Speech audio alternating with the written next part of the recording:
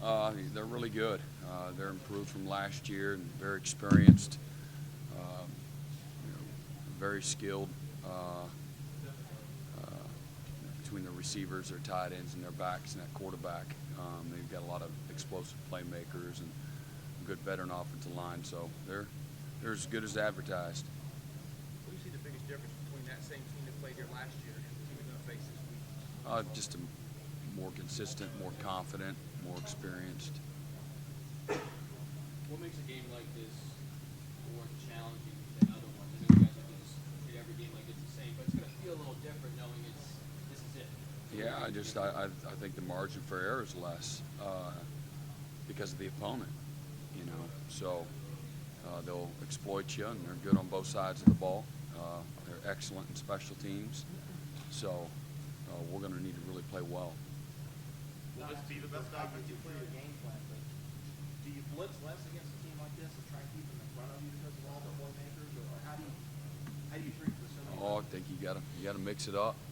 Hopefully your four guys can get there. But if they can't, you gotta have answers. So. Will this be the best offense you've played all year? Probably so. Shaq Lawson, what has he meant to this team this year, and what makes him so special? Shaq's a good football player. Shaq likes to play the game, and so he brings passion and good energy. He's got good instincts, good feel for the game. Always around the football. He's a disruptive player. What does it mean to you to be not put in the 5 finalists for the Loyal Sport? Oh, well, you're honored to be, recognized that, for us as a program and us as a defensive staff, and it's always about the players. They're the reason that, coach gets recognized, and then after that, people like to point to the coordinator, but I'm not naive enough to believe that doesn't happen unless you've got quality coaches coaching quality players. So it's a ultimate team recognition to me. And again, you got to have a good offense too. You can't play great defense without having an offense that at least can complement you consistently anyway. So I get put in that position, or my name's mentioned, but I'm nothing without those guys and players and coaches. So it's really a credit to them, not me. The losses you guys had last year, did you think you would be at this point defensively? I thought we had a chance to be solid. So again, I probably not to the same level. No. Brent, and if this was asked a couple of minutes earlier, I apologize. But the general perspective is that their offense is very similar to what you see every day in practice here. Is it vastly different, or is it a matter of just subtleties in terminology and that kind of thing?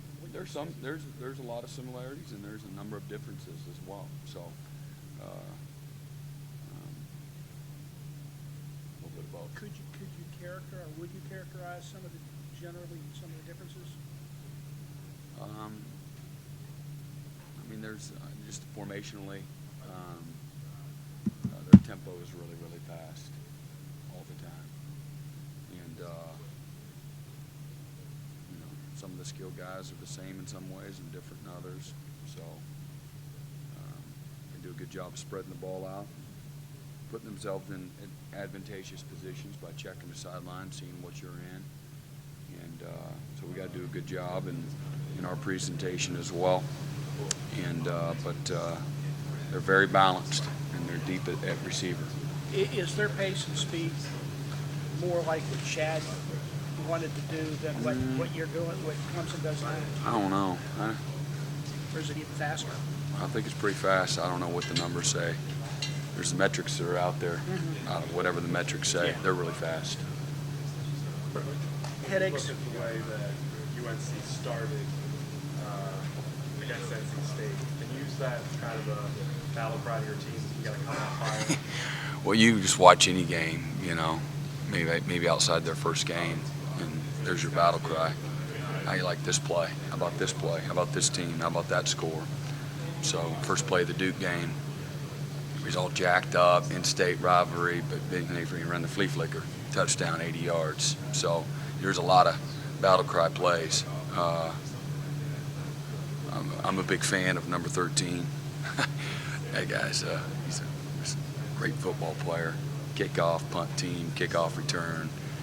He could be probably a great safety. Caught one on top of McKenzie's head here in the corner of the end zone, a good tight coverage last year. Super fast. But there's a lot of explosive playmakers. Everything goes through the quarterback in their running game. And they've got, really good players. Obviously, we try to recruit amongst others. But Elijah Hood, I want him to be my linebacker. And he liked it for a little bit until he decided he wanted to be a running back, and he didn't want to be a linebacker anymore. But that was my first camp, Clemson, the summer camp. He came and worked at linebacker. Tried to man crush and chased him around for 2.5 days. He's a stud. But our guys, it didn't take them long to sit up a little bit taller in their seats and a little bit less chatter, while we're watching video.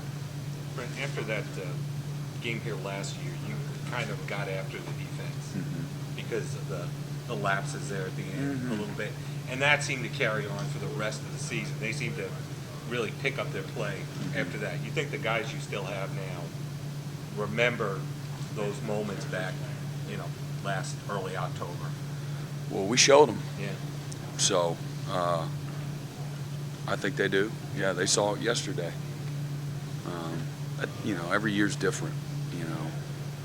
They don't need to see last year to respect North Carolina. You know what I mean? So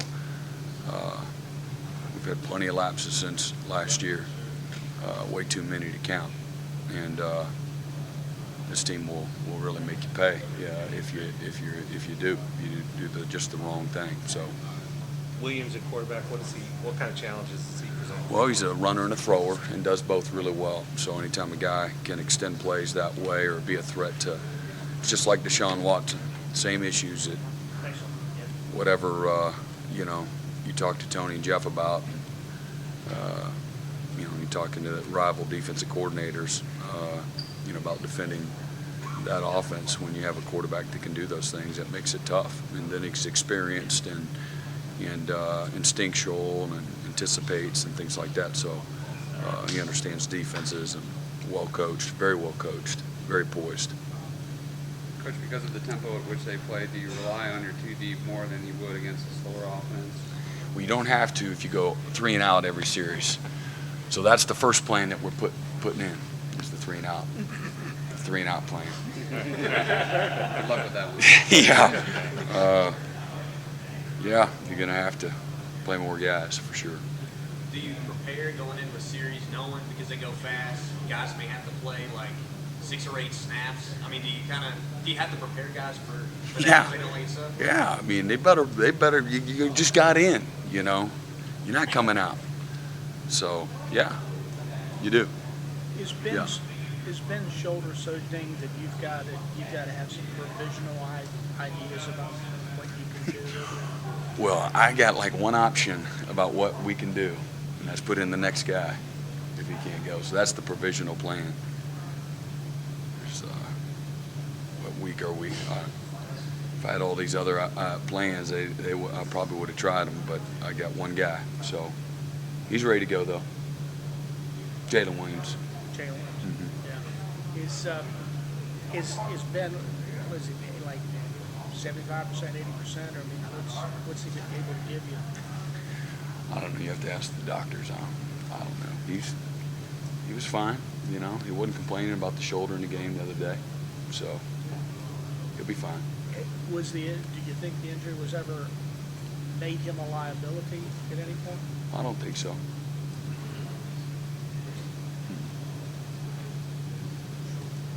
Any other questions? Dabo's talked about the challenges of playing 10 weeks in a row. How tough is that when you're playing so many games right in a row?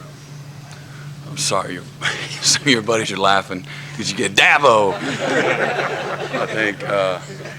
What was the question? He's talked about the challenges of playing 10 games in a row. Yeah. So how tough is that managing that without having a week off?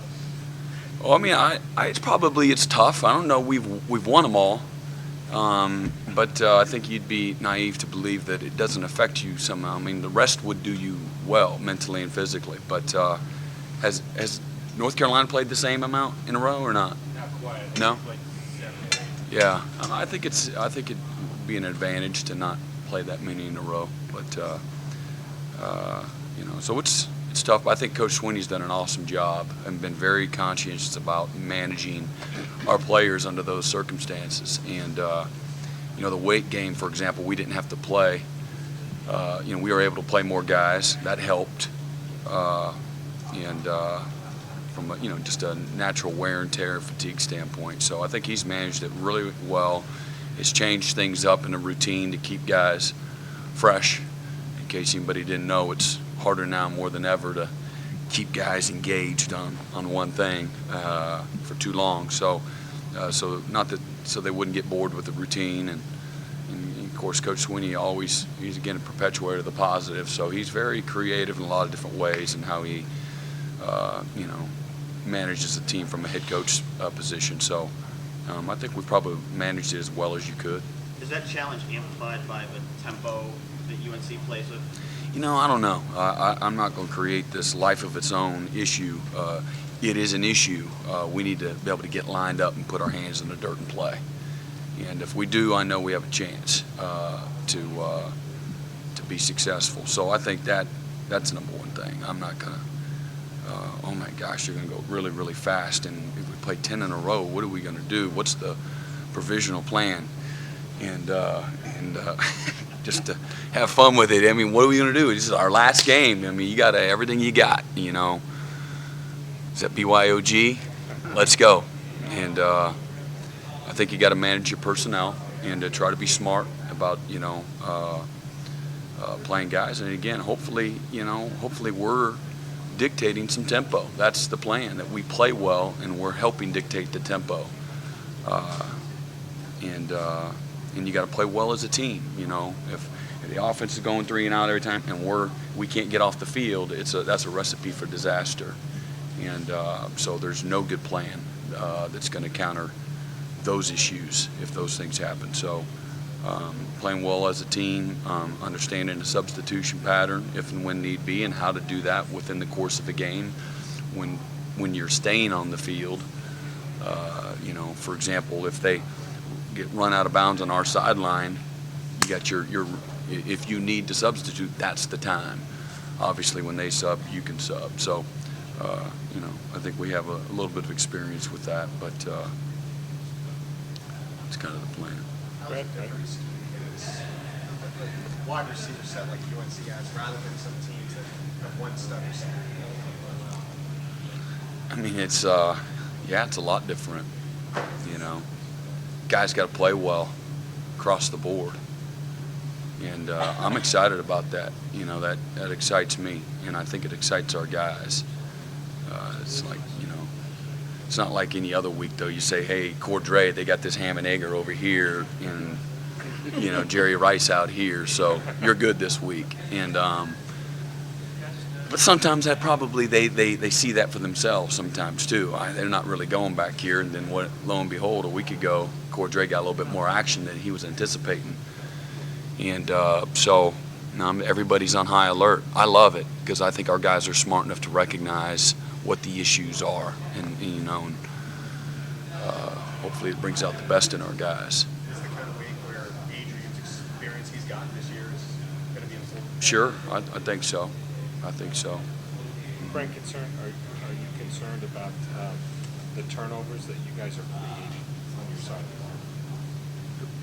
Concerned about the ones that we're Yeah, because creating? it seems like as the offense is having, is losing turnovers, so do you feel like you guys are creating enough turnovers? Well, you always want more. Hell, yeah. We need more turnovers. You want more turnovers. Turnovers are the biggest factor in winning and losing. Win the rushing battle and win the turnover battle, and you're going to win, most games. So we've been fortunate, this year. played just right at the right time. I was real proud of our guys. You know, we responded well in that first half for the most part, and I think that's an attitude and mentality. But yeah, we need to hawk the ball, and you know, that'll. You ain't got many left, but that would be now's there's not a better time now than ever, you know, to do that. So. Is Shaq Lawson the best defensive player in the nation, in your opinion? Oh, he's a great one. I don't know. I'm not one to really. We love him and glad he's on our team. And I haven't seen everybody. You know, that wouldn't be fair for me to say, but he's the recognition that he's received is well deserved. Anything else? Thanks, All right. Yep. Dan, you want to yell anything? Wait for the next guy. Hey, you didn't think I was being mean the other day, did you? Of course not. I kind of snapped at you a little bit. I can't even remember what it was about. I can't even. And I'm not really.